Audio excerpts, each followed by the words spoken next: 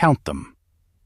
Count the temples of the Officio Assassinorum, the Eversor, the Vindicare, the Callidus, the Culexus, the Vanus, the Venenum, the Cultexus. 6. There is a seventh, sealed off the formal record because its existence is too sensitive to publish, and there is an eighth that is its master. The Grand Master of the Culexus Temple has, in 10,000 standard years of Imperial bureaucracy, never appeared in a single primary source document. No transcript, no quota meeting, no portrait, no name. The single longest-running anonymity in Imperial history. Ask why. The Imperium will help you not to. You will not find him in the catalogues. You will not find him in the Recordium. He is the one position in the Imperium of Man whose office is older than the throne it serves and younger than no man who has held it. 6 temples are named. The 7th, the 8th, the institution above the institution, is a mouth that is not spoken to a high lord in 10 millennia. And the question you will ask yourself by minute 4 of this video is not how this happened. It is who benefits. The Officio Assassinorum is named in canon for the first time during the Great Crusade in the 30th millennium, founded on the order of the Emperor by his regent on Terra, Malcador, the Sigillite, who served as its first Grand Master of Assassins. That is the structural fact. The story of how it was founded is the part the codices skip over fast. Malcador and 6 other figures met, masked, at a place called Mount Vengeance. They swore an oath. The exact wording recorded in the archives reads, "To eliminate the enemies of the Emperor of mankind by any means necessary." Then the masks did not come off. Each of the 6 knew the other 5 only by the names of their clades. Each was told that the oath itself was the bond. None of them were told that the 7th figure in the room, the one who spoke last, was the regent of Terra. They became the 6 directors primus. Sire Vindicare, Sire Eversor, Sire Culexus, Sire Vanus, Cyrus Venenum, Cyrus Callidus. The 6 clades that the Codex would later relabel as temples.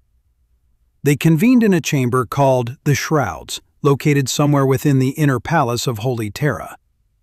The chamber does not appear on any architectural schematic of the Imperial Palace ever drafted. You can hold the official survey of the palace in your hand, and there is no entrance to the Shrouds drawn anywhere on it. The room exists. It has held the central command of the Assassinorum since the Great Crusade. And it is not on the map.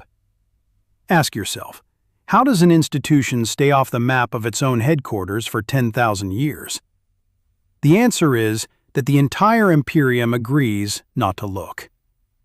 What we know about the Grand Master of the Officio is generically catalogued. He sits, when there is a he, somewhere within the Imperial Palace complex at a location described, in the words of the published Codex Officio Assassinorum, as a closely guarded secret known only to the Grand Master himself and a handful of senior officials. He oversees the 6 temples. He receives sanction requests, historically from the High Lords of Terra and, since the 36th millennium, through the inquisitorial filter of the Ordo Sicarius. He answers to no man except the Emperor and the High 12. When you read the Codex passage on the role of Grand Master, you are reading the most institutionally opaque office in human civilization. But the temple-level masters are also generically catalogued. We have the basic outline. The Vindicare master selects the long shots, the protracted siege kills, the patient hunter doctrine that defines that clade. The Eversor master controls the cryovault drop schedules, the bio-enhanced berserker deployments that the temple has refined since the days of Sire Eversor. The Callidus master controls polymorphine assignments, the impersonation doctrine. The Venenum master selects poisons. The Vanus master selects intelligence operations. 5 of those 6 master positions are documented in the Codex, with at least the operational outline, and across 40,000 years of in-universe publishing history, every one of them has been named, profiled, or quoted in some piece of canonical text. 5 of 6. And then there is the 6th, the Culexus master. Count the times he has appeared in any primary source document. Count the times he has been named. Count the times he has been quoted. The number, in the Codex, in the Black Library novels, in the White Dwarf back issues, in the Forge World volumes, in the Imperial Armor series, in every Codex supplement and short story and audio drama released across 4 decades of publishing, is 0. Not low, not rare, 0. The single Culexus name in any primary source is the founder, Sire Culexus, whose canon ends at the Horus heresy. The succession from Sire Culexus to whoever holds the office now has never been published. Now, hold that against the way the office is described. The Grand Master of the Culexus Temple is, per the Codex, the senior authority over every pariah assassin in the Imperium. He selects them, approves their augmentation, signs off on their deployment. He attends, somehow, the quota meetings the High Lords convene to receive Assassinorum sanctions. He is real. He has a desk. He has a chair. He has, presumably, an apartment somewhere on Terra and an aide who brings him correspondence. And in 10,000 years, nobody in any document any scribe has ever written down has named the man. Ask yourself what kind of officer never gets named. Not the careful ones, not the modest ones, the forbidden ones, the ones whose name itself is restricted. What a pariah is in canon is this: a human being born with a genetic mutation so rare it occurs once in a billion births. The Adeptus Mechanicus calls the mutation the pariah gene, and the prevailing theory, the one published in the Imperial Infantryman's uplifting primers classified sections, is that the gene was deliberately engineered into the human genome millions of years ago by the Necrons during the war in heaven. The carrier of the gene has no presence in the warp, none, 0, where every other sentient being casts a soul signature into the immaterium that warp entities can sense and locate and enter.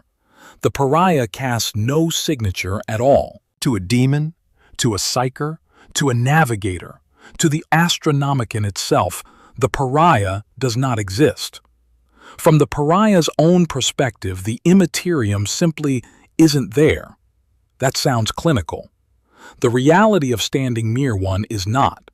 Even normal humans find the presence of a blank extremely disturbing, like a draft from a door that should not be open. To a psyker, encountering one is, in the formal classification of the Adeptus Astra Telepathica, like staring into a hole in the universe, a void where a soul should be.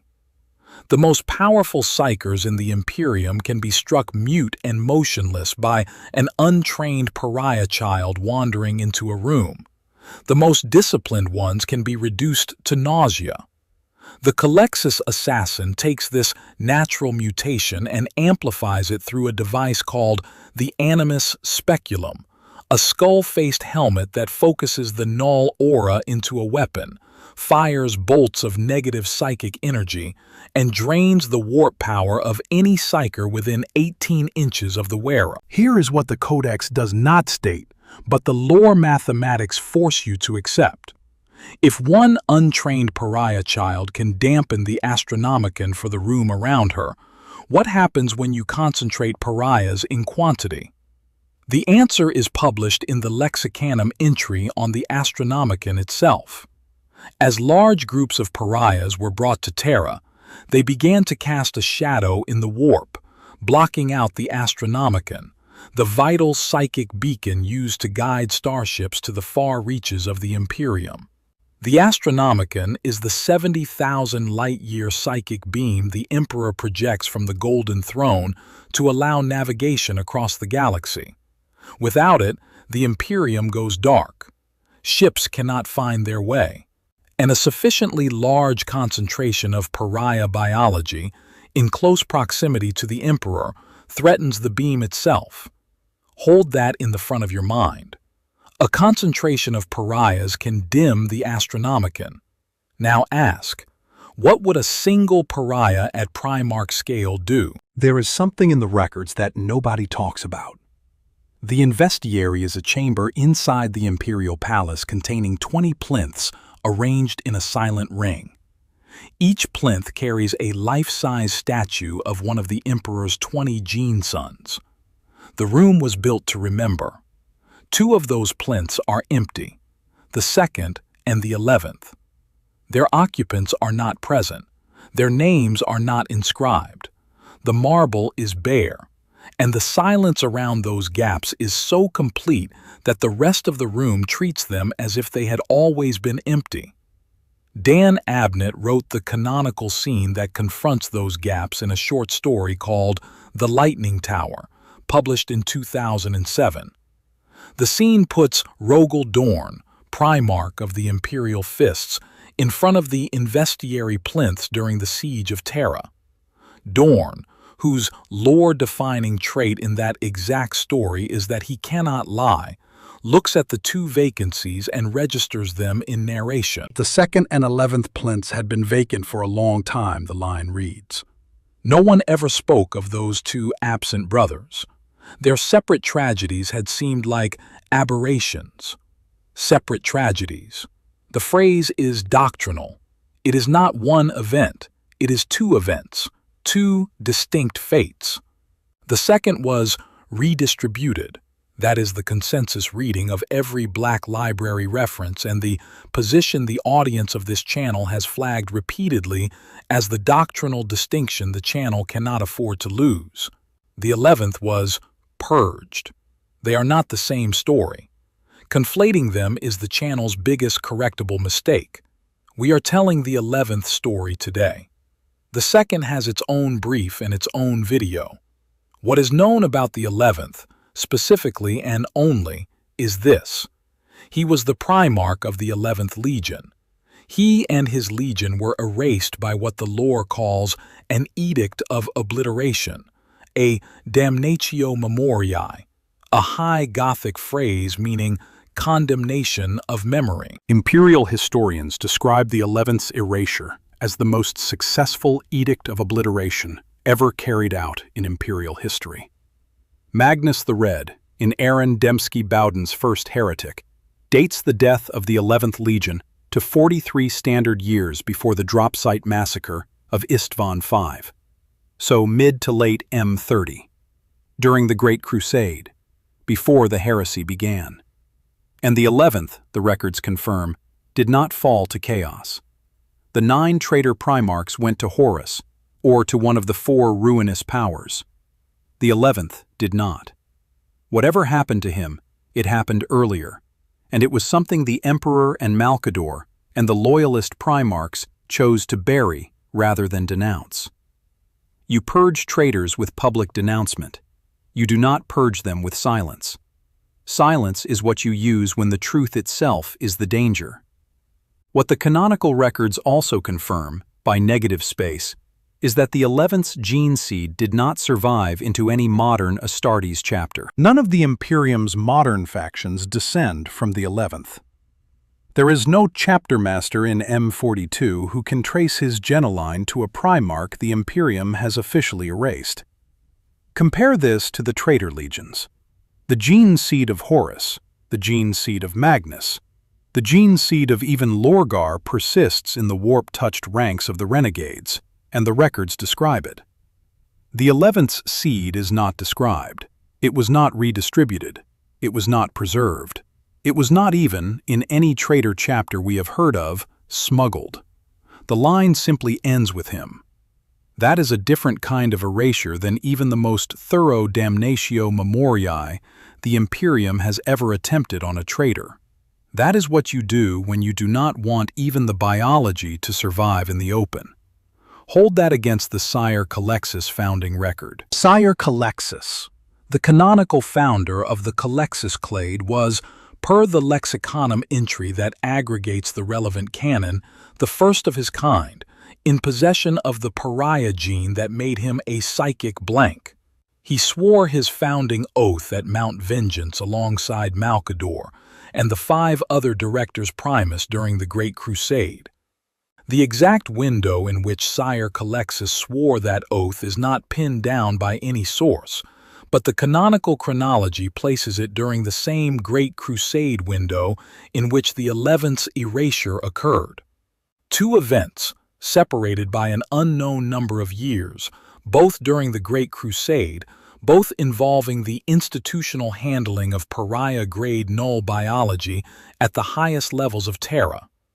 2 events, the same window, the same region of Terra. Ask yourself how many coincidences it takes before a coincidence stops being coincidence. What nobody mentions, and what the brief calls the central mathematical fact, is this. If the 11th Primarch was a pariah, his existence would have done what no other being in the galaxy could do. He would have dimmed the Astronomicon from inside it.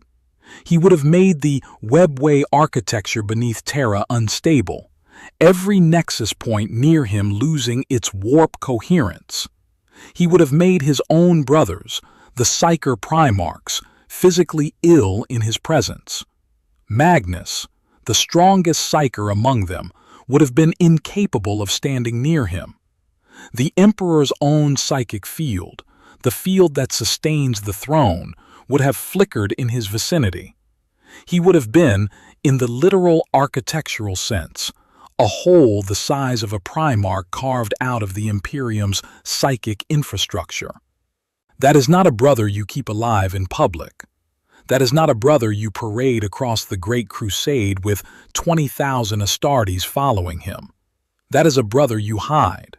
You hide him from the other 19 because none of them can stand near him. You hide him from the Imperial cult because the cult is built on the Astronomicon and he dims it. You hide him from the Imperial truth because the Imperial truth's whole architecture denies the warp, and he is the one Primarch whose mere existence is a warp argument. And, critically, you hide him from his enemies. A pariah Primarch is the single most valuable strategic asset the Imperium has ever generated. He can walk into a Psyker king's throne room and silence the king's powers without raising a hand. He can stand on the bridge of a demon-touched warship and the demons cannot perceive him. He can sit inside the webway and the things in the webway have no way to find him. Consider the consequences inside the Great Crusade itself. The Crusade was an expedition led by genetically enhanced demigod generals, each commanding a legion of 20,000 or more transhuman warriors. The military doctrine of the era, the part of it Malcador wrote and the Emperor ratified, depended on Primarch to Primarch coordination, brothers in the field together, strategic conclaves on the bridges of capital ships, the Council of Nicaea, the dozens of compliance actions where 2 or 3 Primarchs would converge on a single world. None of those events would have been possible with a pariah brother in the formation. Magnus could not have attended. The Khan, with his Stormseer-trained witch sight, would have been disabled. The Lion, whose precognition was the source of his legendary battle prediction, would have lost it. Even Sanguinius, whose sanguinor visions were considered the Emperor's most reliable strategic intelligence, would have gone dark in the 11th's vicinity. The 11th's mere presence at any high-level crusade meeting would have crippled the meeting. The Emperor either deployed him separately perhaps with the second who suffered a different fate entirely, or he kept him on Terra from the outset. Either path leads to the same operational reality. The 11th did not crusade alongside his brothers. He could not. The biology forbid it. And there is one more piece the canon spells out. Aaron Dembski Bowden's Master of Mankind, the Horus Heresy Book 41, published 2016, is the only Black Library novel that puts the Emperor's own war front and center, and what it describes is a campaign fought beneath the Imperial Palace, in the nexus chambers of the Eldar Webway, against demonic forces that had broken through after Magnus's ill-fated psychic intrusion.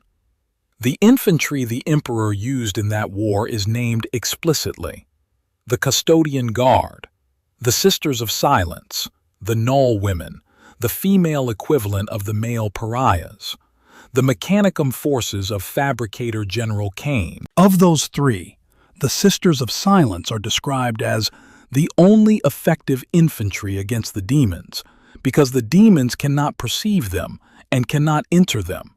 The Sisters were the line that held.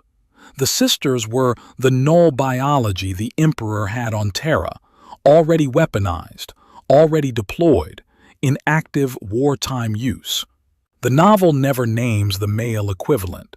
The novel never asks where the male equivalent at Primarch scale would be.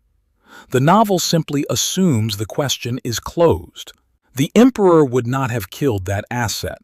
The Emperor, on the canonical evidence we have from the Aaron Dembski Bowden Master of Mankind, the Horus Heresy Book 41 published in 2016, was at that exact moment fighting a war beneath Terra against demonic infestation of the Webway. The novel establishes that the Sisters of Silence, the female equivalent of the male pariahs, were the only effective infantry against the demons holding the nexus points. The Emperor was already using null biology as a strategic resource during the Great Crusade. He had a war that required exactly the kind of being a pariah Primarch would have been. He would not have eliminated that capability. He would have institutionalized it. And this is where the institutional logic becomes inescapable. There is exactly one place in the Imperium where a pariah Primarch is a feature and not a bug. There is exactly one institution whose entire raison d'etre is the deployment of psychic absence as a weapon. There is exactly one office whose master is permitted, by 10,000 years of institutional silence, to never appear in a quota meeting in person and never be named in any published record.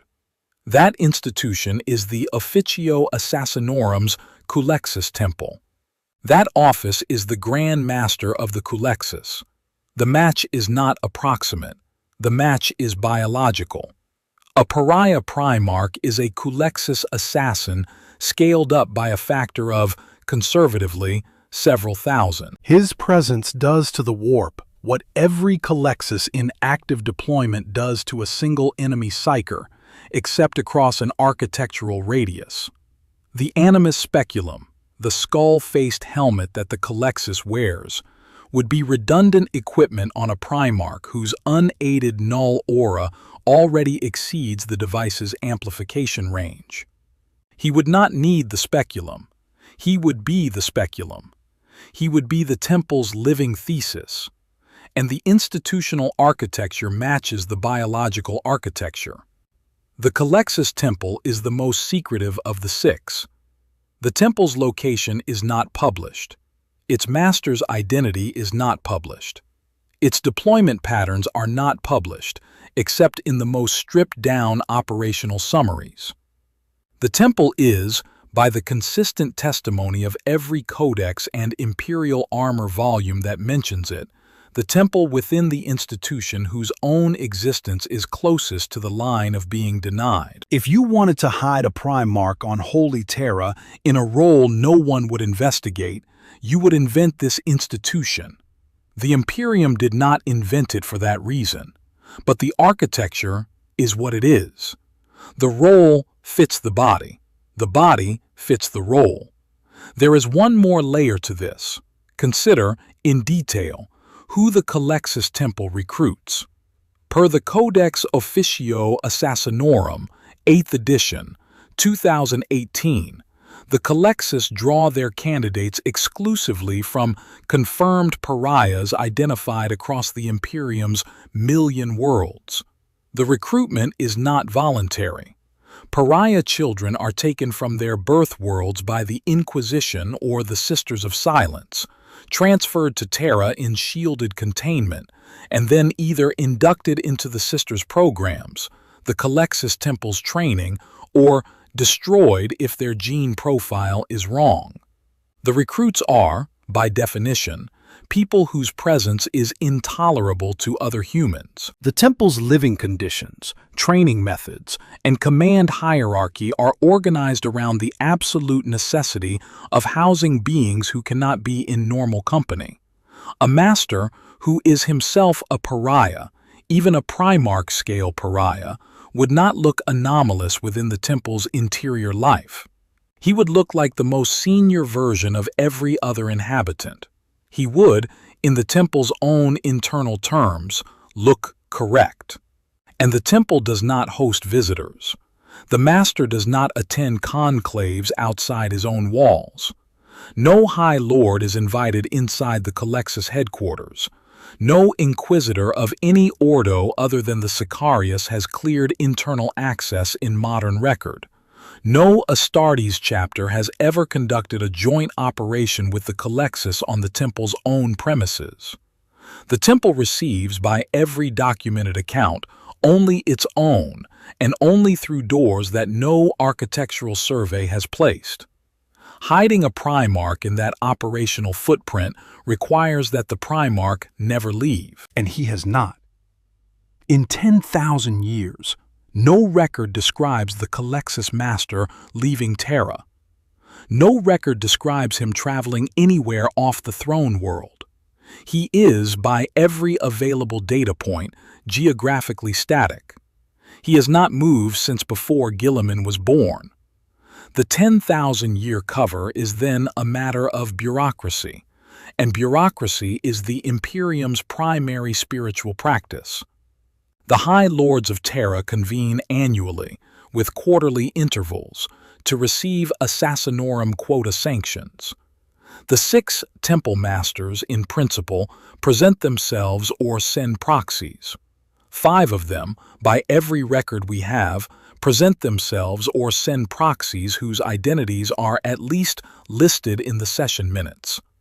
The Culexus Master sends a proxy whose identity is never listed. The proxy speaks. The quota is approved. The session adjourns. This has happened, by conservative estimation, more than 200 times since the beheading of M32. The High Lords have, in those 200 meetings, never once asked who the actual Culexus Master is. There is a reason they do not ask. There is institutional memory across the Senatorum that the question itself is restricted. The most extensive published treatment of an Assassinorum Grand Master acting unilaterally is Guy Haley's The Beheading, the 12th book of the Beast Arises series, in which Draken Vangorich, the 12th Grand Master of Assassins, becomes Lord Protector of the Imperium after the War of the Beast, and then in 546 M32 launches the Beheading, assassinating the entire High Lords of Terra over the Mechanicum's secret teleport of Ulanor to Mars. Vangorich is executed by Maximus Thane's Space Marine Retribution Force, drawn from the Imperial Fists, the Halo Brethren, and the Sable Swords. The lesson the High Lords took from that episode was not that Grand Masters should be watched. The lesson was that some questions, once asked, are answered with a coup. The Culexus question has never been asked. If any Grand Master of the Officio in those 10,000 years discovered the Culexus Master's identity, that knowledge has not survived in any canonical record. Vangorich himself, who had institutional access to every temple's roster, has nothing in the canonical text suggesting he ever opened that particular file. The pattern, across every named Grand Master we have, is the same. They inherit the office. They never investigate the Culexus. They die in their beds or in their coups, with that question still unanswered. The official record states that the office of Culexus Master has always been filled. The official record does not state by whom. That is not an absence of evidence. That is the evidence. Institutions do not preserve gaps that size by accident. The Imperium preserves them on purpose. The same Imperium that erased the 11th's name from 20,000 monuments has, for 10,000 years, refused to name the Culexus Master. 2 erasures, 1 shape. A gap the exact size of a Primarch in the exact institution that institutionally requires its members to be the shape of that gap. What happens if this gets known? That is the question this video has to face. And the answer, walked through institution by institution, is that nothing in the Imperium's modern political architecture can survive the answer being made public. Robute Guilliman, restored from stasis after 10,000 years, has rebuilt the Senatorum, and the Indomitus Crusade has reconquered half the galaxy. But Guilliman is a Primarch and a son. If he learns that his 11th brother is alive on holy Terra, sitting in a temple, breathing the same air he breathes, the political collapse is not survivable. Either he goes to find the 11th, and the meeting between them would, by the biological math, end one of them, or he does not, and the Imperium learns that the returned Primarch chose silence over his own blood. Guilliman cannot afford to look. The Imperium cannot afford to have him look. The institutional silence around the Culexus Master is, in part, a protection of Guilliman from a question he cannot answer. The Inquisition's Ordo Sicarius, the Ordos Minoris created in the 36th millennium by Inquisitor Jagar to oversee the Officio Assassinorum, exists specifically to monitor the institution from outside. It is one of a tiny handful of inquisitorial bodies dedicated to a single imperial organization. By ancient decree, no imperial assassin may be deployed without the consent of the High Lords of Terra, and in practice the Ordo Sicarius is the body that adjudicates that consent. Every inquisitor who has asked the Culexus question has been recalled, reassigned, or rotated to a different Ordo. The pattern is documented enough across inquisitorial commentary that it has the texture of policy. The Ordo Sicarius watches the Assassinorum. The Assassinorum does not watch the Culexus. And the Inquisition does not ask why. The political cost of the question being answered is then the collapse of 3 institutions simultaneously. The Officio loses its anonymity, and the Culexus is rendered tactically useless because every psyker the Imperium fights against now knows the institution's central asset is a Primarch. The Inquisition loses its claim to oversee what it has, in fact, been refusing to oversee. The Senatorum loses the convenient fiction that the Grand Master who sits among them, when he sits, is a man whose name is simply unimportant.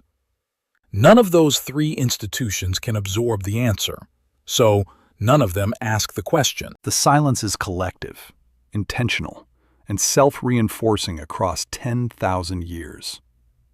The 11th Primarch, by this logic, is not hidden because the Imperium is incompetent at keeping him visible.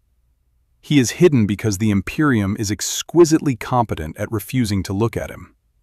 The institutional architecture has been built around him. The Officio's secrecy serves it. The Investiary's empty plinth serves it. The Astronomican's slight, persistent flicker on the Terra-facing axis serves it. The Ordo Sicarius's policy of recalling over-curious inquisitors serves it. Every layer of the imperial bureaucracy converges on the same outcome. No one asks, no one answers, no one looks. And he, presumably, has held the office through all of it. From the Edict of Obliteration in mid-M30 to the founding of the Ordo Sicarius in M36, to Drakon Vangorich's coup in 546 M32, to the long centuries of routine quota meetings, to the opening of the Cicatrix Maledictum and the return of Guilliman. He was there for each one. He sent his proxy. The proxy spoke. The quota was approved. The Imperium continued. The Astronomicon flickered the same fractional flicker it has flickered for 10 millennia, the flicker no magus has ever explained. And somewhere within the inner palace, a man whose name is older than the imperial cult sat in a chamber not on the architectural survey and continued to do the only job he had ever been given. The Officio Assassinorum's Culexus master has never been named in a single Imperial Recordium volume, not once, not under any rite, not in any session. He has been on Holy Terra since before Guilliman was born, and he has been on Holy Terra since after the Cicatrix Maledictum tore the galaxy. Every High Lord who's tried to look at him has had the question redirected. Every Inquisitor who's asked has been recalled. He is not absent. He is sitting in the only institution in the Imperium where a Primarch's presence damages everything around him in the exact way the institution requires its agents to damage everything around them. He is hiding in his job description. And the Emperor, who built the Officio Assassinorum structure with Malcador before the Great Crusade, knew he would be.